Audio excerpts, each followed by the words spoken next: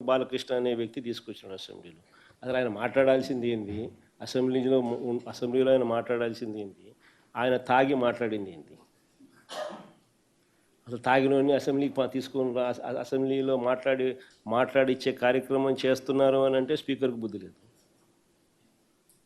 తాగినోడు ఆ మాదిరిగా మాట్లాడుతున్నాడు అని అంటే ఆయన సైకలాజికల్ హెల్త్ ఎట్లుందో, అసెంబ్లీకి వచ్చి ఆ మాదిరిగా మాట్లాడుతున్నాడంటే ఆయన సైకలాజికల్ హెల్త్ ఎట్లుందో ఆయన క్వశ్చన్ చేసుకోవాలి. ఒకప్పుడు నువ్వు ముఖ్యమంత్రిగా ఉండేటప్పుడు నువ్వు ఎలా మాట్లాడావు అచ్చెన్నాయుడు గారిని ఉద్దేశించి, చంద్రబాబు నాయుడు గారిని ఉద్దేశించి ఎలా మాట్లాడావు? నీ హావభావాలు ఎలా ఉన్నాయి జగన్మోహన్ రెడ్డి? ఆ రోజు నీకు గుర్తుకు రాలేదా? ఒకటి గుర్తు తెచ్చుకో, ఆ రోజు అనిల్ కుమార్ ఎలా మాట్లాడాడు, అంబటి రాంబాబు ఎలా మాట్లాడాడు, బిఎఫ్ మధుసూదన్ రెడ్డి ఎలా మాట్లాడాడు, సిదిరి అప్పలరాజు ఎలా మాట్లాడాడు, అదేవిధంగా కొడాల నాని, ఈ విధంగా ఎంతమంది ఆ రోజు ఎట్లా హావభావాలు ఎట్టుండేటి, వాళ్ళ నోట్లో నుంచి వచ్చే మాటలు అన్పార్లమెంటరీ ఓట్స్ మాట్లాడారు. ఈవెన్ స్పీకర్ సైతం ఆ రోజు తమ్మినేని సైతం అన్పార్లమెంటరీ ఓట్స్ మాట్లాడారు. ఆ రోజు చంద్రబాబు నాయుడు గారు సభను కంట్రోల్లో పెట్టానంటే సభను కంట్రోల్ చేయడం లేకుండా వ్యక్తిగత హనం చేసి ఆయన్ని బూతులు తిట్టి బయటకు పంపించారు. ఆ రోజు మీరు గుర్తుపెట్టుకోండి.